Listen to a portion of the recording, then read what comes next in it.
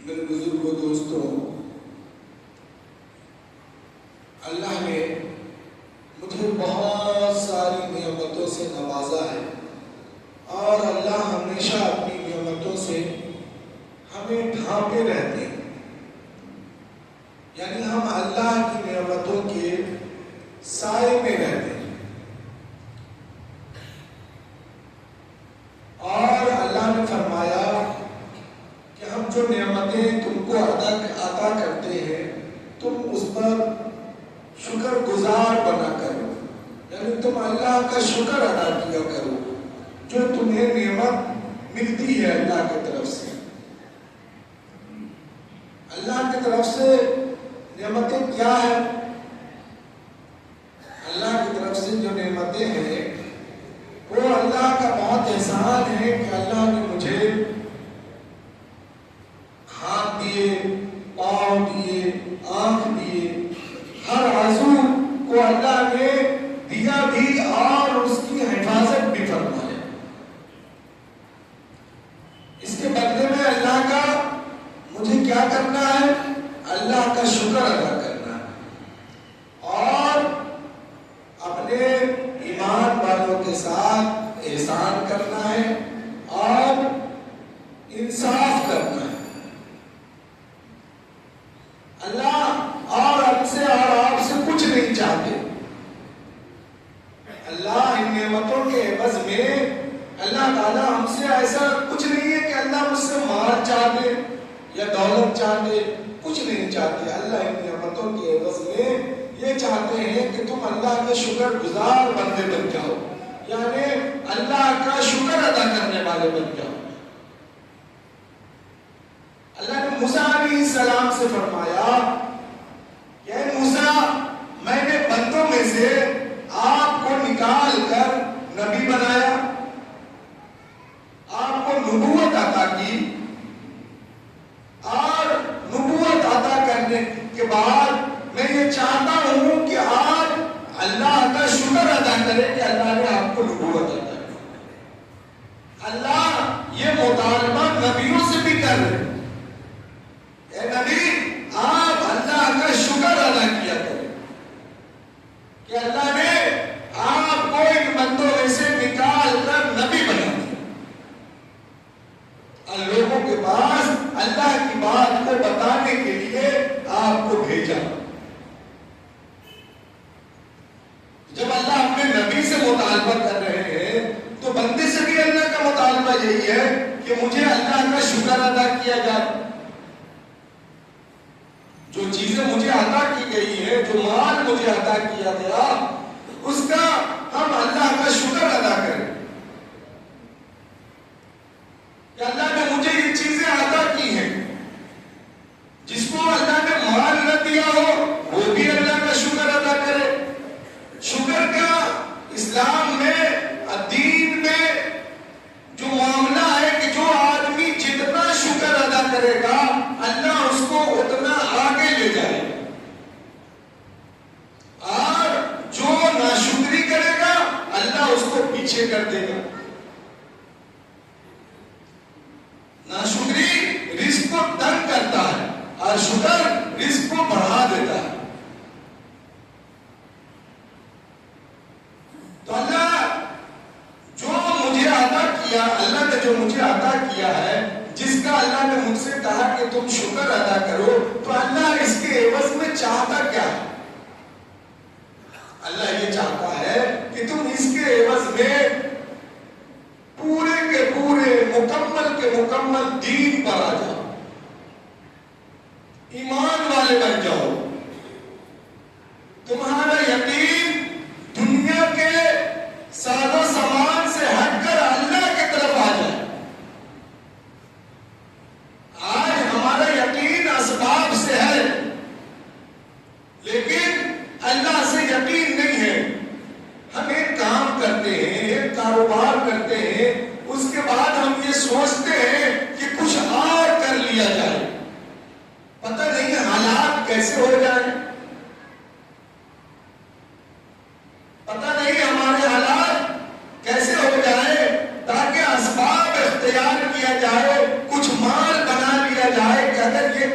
خراب ہو گیا تو ہم نے جو مال خریدا ہوا ہے یا جمع کیا ہوا ہے اس سے ہم اپنی بھرپائی کر سکیں.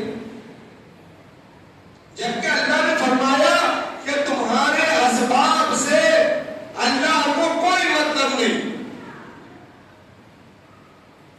آپ نے بہت سارا اسباب اختیار کر لیا لیکن اگر اللہ چاہ لے گا تو ایمان اس بات پر ہونا چاہیے کہ جب آپ کے وقت پر ہو سکتا ہے کہ وہ اسباب آپ کو کام نہ دیں. ہم نے بہت سارا مال اکٹھا کیا. آپ نے بہت سارا ایسا وقت دیکھا ہوگا جو ہمارے پاس مال بھی ہے, بہت کچھ ہے, لیکن ہم اس مال سے اپنی ضرورتوں کو پورا نہیں کر سکتے. 92 کے ریٹ میں جب 92 کا ریٹ ہوا تھا ہم بہت چھوٹے تھے, لیکن اس وقت آدمی کے پاس پاکٹ میں بہت سارا مال پڑا ہوا تھا, بہت سارے روپیے تھے, لیکن لوگ لائن میں کھڑے ہیں. کھانا لینے کے لیے لوگ لائن میں کھڑے ہیں, خواہ وہ بڑے ہو, خواہ وہ غریب ہو, خواہ وہ امیر ہو, سب کے سب اس لائن میں ہے کہ وہ کھانا مجھ سے مہیا ہو جائے. یہ ایمان ہے کہ آپ کا مال آپ کو فائدہ نہیں پہنچا سکتا. اگر کوئی چیز فائدہ پہنچانے والی ہے تو وہ اللہ کی ذات ہے جو آپ کو فائدہ پہنچا سکتی ہے. تو ہم اسباب اختیار کرتے ہیں.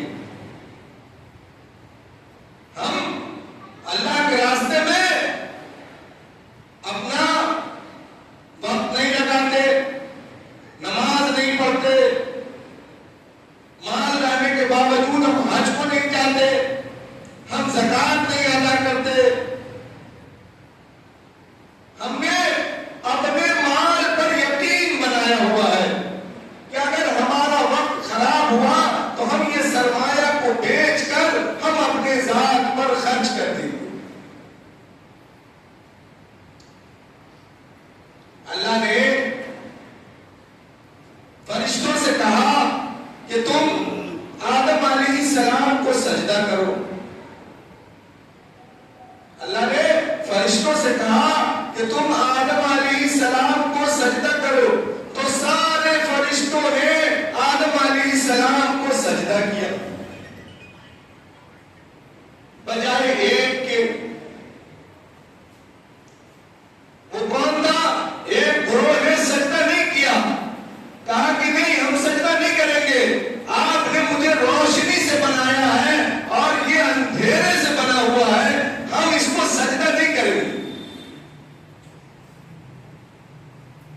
جبکہ اللہ کا قول تھا کہ تم ان کو سجدہ کرو, چاہے تم برتر ہو چاہے تم اعلیٰ ہو, لیکن ہم نے کہا ہے کہ تم اس کو سجدہ کرو تو تم کو سجدہ کرنا ہے.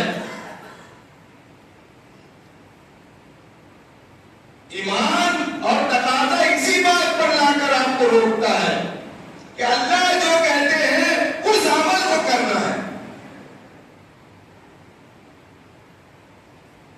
تو اللہ نے کیا کہا کہ تم فرشتوں سے کہا کہ تم آدم علیہ السلام کو سجدہ کرو, تو سارے فرشتوں نے آدم علیہ السلام کو سجدہ کیا, اور ایک گروہ نے کہا کہ ہم ان کو سجدہ نہیں کر سکتے. تو اللہ نے اس سے کہا کہ تم ملعون ہو, تم شیطان ہو.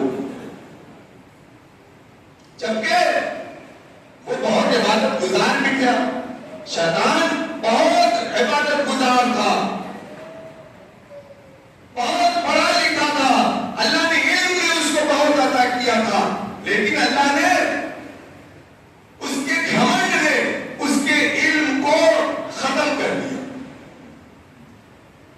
وہ جو گھمنڈ اس کے اندر تھا کہ ہم اعلیٰ ہیں, اللہ نے مجھے آگ سے پیدا کیا ہے, مجھے روشنی عطا کی ہے, اور یہ تو مٹی سے بنا ہوا ہے, اس گھمنڈ نے اس شیطان کو جو ہے اللہ کی بات کو سمجھنے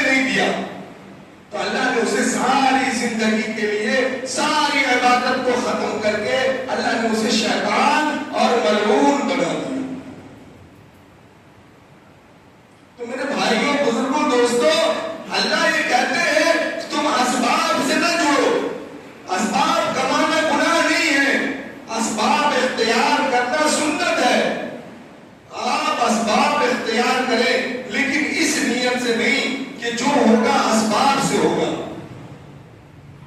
بلکہ اسباب اس نیت سے اختیار کیا جائے کہ ہو سکتا ہے کہ میرا مال کسی غربا اور مساکین کے کام میں آ جائے، اللہ کے راستے میں کام میں آ جائے، اس سے جو بچے تو میرے لیے بھی کام میں آ جائے۔ یہاں تک اسباب اختیار کرنے کو اللہ نے جو ہے فرمایا ہے کہ یہاں تک تم اسباب اختیار کرو، لیکن آج ہم لوگوں نے اسباب اس لیے اختیار کیا ہوا ہے کہ جب ہمارا برا وقت آئے گا تو ہم اس اسباب کو اپنے ضروریات میں خرچ کریں۔ ہو سکتا ہے کہ وہ برا وقت جو ہے ضروریات میں خرچ کرنے کے لیے آئے ہی نہ، اس لیے میرے بزرگوں دوستو، اللہ تبارک و تعالیٰ فرماتے ہیں کہ میں نے تم کو اپنے شکر کے لیے پیدا کیا۔ موسیٰ علیہ السلام سے اللہ نے یہی فرمایا کہ میں یہ چاہتا ہوں کہ میں جو آپ کو نبی بنایا ہوں تو آپ ہمارا شکر ادا کیا کریں اور ایمان پر رہیں۔ آج ہمارے دلوں سے بہت ساری دلوں کے اندر بہت ساری چیزوں کا خوف ہے، لیکن اللہ کا خوف نہیں ہے۔ اللہ کے نبی صلی اللہ علیہ وسلم کے بارے میں آتا ہے کہ جب آندھی آتی، جب تیز بارش ہوتی تو آپ صلی اللہ علیہ وسلم مسجد کی طرف چلے جاتے، مسجد میں بیٹھ جاتے، اللہ سے دعا کرنے لگتے۔ تو کیا اللہ کے نبی صلی اللہ علیہ وسلم نعوذ باللہ بہت ڈرنے والے تھے؟ نہیں، آپ اللہ کے خوف سے ڈرا کرتے تھے، کیونکہ قوم عاد قوم سمود پر یہی عذاب آیا تھا۔ ہو سکتا ہے کہ غالباً مجھے پہاڑ کا عذاب آ جائے اور آندھی کا عذاب آ جائے اور اللہ مجھے ختم کر دے۔ ہمارے اعمال اتنے اچھے نہیں ہیں جتنا اچھا ہم نے سمجھا ہوا ہے کہ ہمارے اعمال بہت اچھے ہیں۔ مجھے تو اللہ کے نبی صلی اللہ علیہ وسلم کے برکتوں نے بچایا ہوا ہے، ہم ان کی امت میں ہیں اس لیے اللہ نے بچایا ہوا ہے۔ یہ تو ہمارے اعمال تو بہت خراب ہے، ہم نماز پڑھنے کے لیے نہیں آتے، ہم مسجدوں میں داخل نہیں ہوتے۔ آج رمضان کے بعد یہ حال ہے کہ مسجد میں 2 صف سے 3 صف نمازی نہیں رہتے۔ آپ کے محلے کی جامع مسجد ہے، ہم کھلا اللہ کے لیے بغاوت کرتے ہیں کہ ہم نماز نہیں پڑھیں گے، ہم روزہ نہیں رکھیں گے، ہم اپنے مال کی زکات نہیں دیں گے، ہم حج نہیں کریں گے۔ ہم کیا کریں گے؟ ہم کہیں گے اپنے عالموں سے اور اپنے بزرگوں سے کہ آپ میرے لیے دعا کر دیں کہ اللہ مجھے توفیق عطا کرے۔ ہم کیا کہیں گے؟ مولانا آپ میرے لیے دعا کر دیں کہ اللہ مجھے نماز کی توفیق عطا فرما دے۔ یہ لوگ کہتے ہیں توفیق کا مطلب وہاں پر ختم ہو جاتا ہے جب اللہ نے آپ کو صحت عطا کی، عزو عطا کیے اور آپ اللہ کی عبادت نہیں کرتے تو یہاں پر آپ کسی سے توفیق نہیں مانگ سکتے۔ آپ کے پاس مال ہے، آپ نے حج نہیں کیا، آپ دوسرے سے کہتے پھرتے ہیں کہ آپ مجھے توفیق، آپ اللہ سے دعا کر دیں کہ مجھے توفیق عطا کر دے حج کرنے کی۔ آپ کو تو اللہ نے مال دے کر توفیق عطا کر دی، جب توفیق عطا نہیں کرنا ہوتا تو آپ کو اللہ مال نہیں دیتا۔ آپ میری بات کو سمجھ رہے کہ نہیں سمجھ رہے؟ جب اللہ آپ کو توفیق دیا تبھی تو اللہ نے آپ کو مال عطا کیا۔ جب اللہ نے کھانا کھانے کے لیے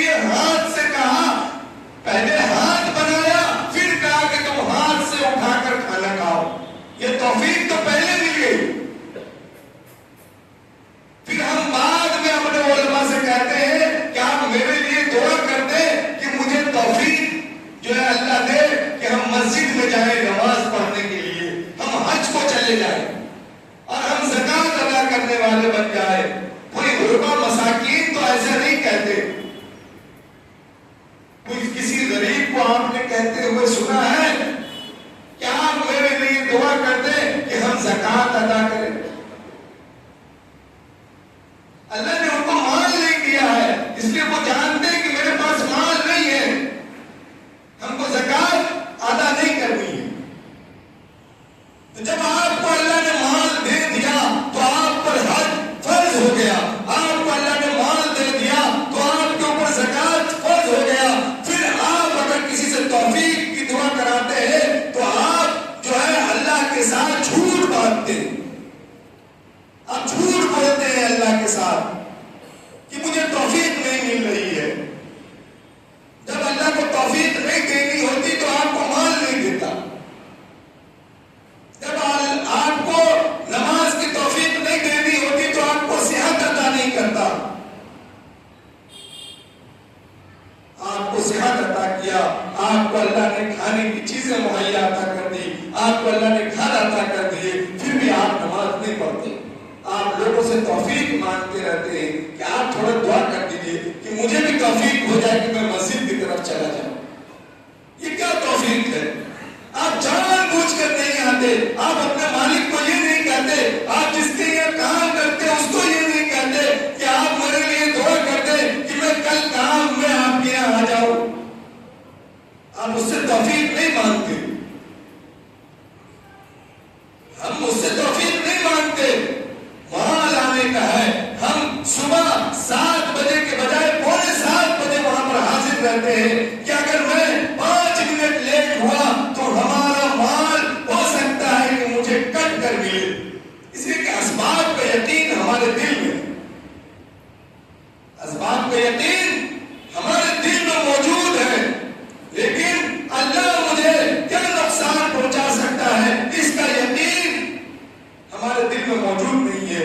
قرآن کی ایک آیت ہے، میں آپ کو بتاتا ہوں، اس کا مفہوم بتاتا ہوں کہ جو اللہ مجھے سمجھا سکتا ہے، جو اللہ مجھے قرآن کے ذریعے سمجھا سکتا ہے، وہ اللہ سختی سے بھی کام لے سکتا ہے.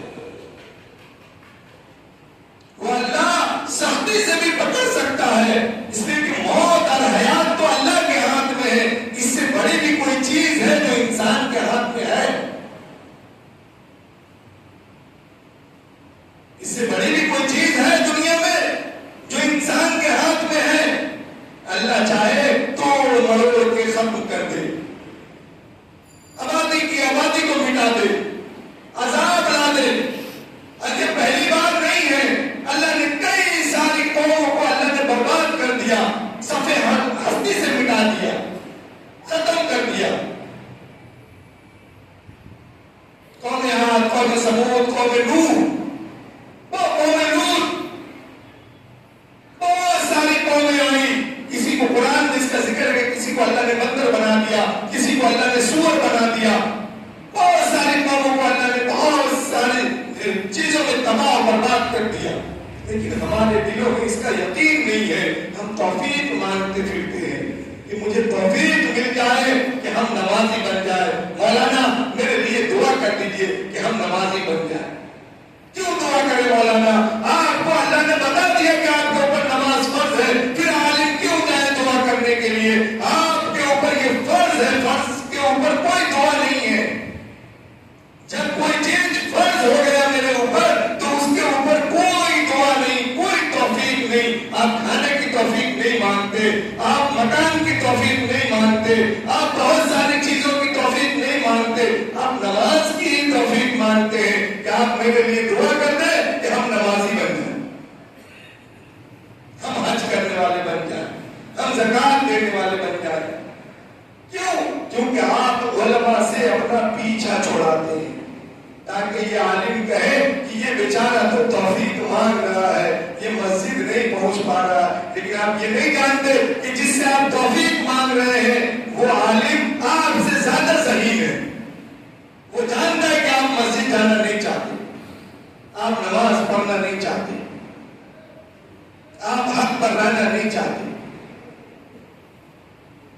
میرے بزرگوں دوستو، اللہ نے مجھے جو زندگی عطا کی ہے اس کا ایک حق ہے ہمارے اوپر. وہ کیا حق ہے کہ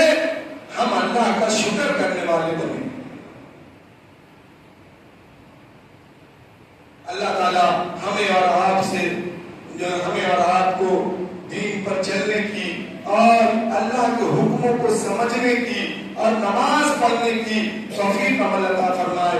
آپ کی مسجدیں خالی ہیں، قیامت کے دن آپ کی مسجدیں آپ سے سوال کریں گی۔ اگر خالی ہوتی تو جمعہ کو بھی خالی ہونی چاہیے تھی، کہ آبادی نہیں ہے۔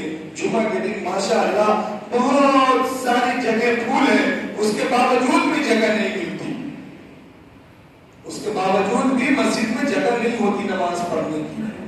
تو یہ مسجدیں آپ سے سوال کریں گی قیامت کے دن۔ اللہ کہے گا کہ بتاؤ ان لوگوں نے تمہارے ساتھ کیا کیا؟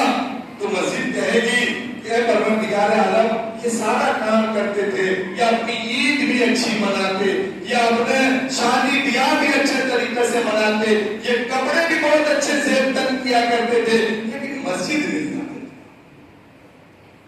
لیکن مسجد میں نہیں آتے، ہمارے یہاں نہیں آتے، نماز نہیں پڑھتے۔ آپ کا کوئی حربہ وہاں نہیں چلے گا۔ اس لیے آپ اللہ سے ڈرنے والے بنے۔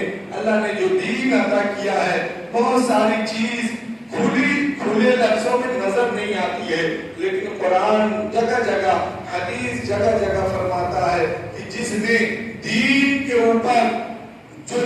اوپر قائم رہے گا اور اللہ کے حکموں کو پورا کرے گا، اللہ نے فرمایا کہ اس کی ذمہ داری ہم لیتے ہیں کہ ہم اس کے باقی کام کو بھی ٹھیک کر دیں گے، باقی زندگی کو بھی ہم اس کی ٹھیک کر دیں گے، کھانے کے ذریعات کو ٹھیک کر دیں گے، رہنے کے معاملات کو ٹھیک کر دیں گے۔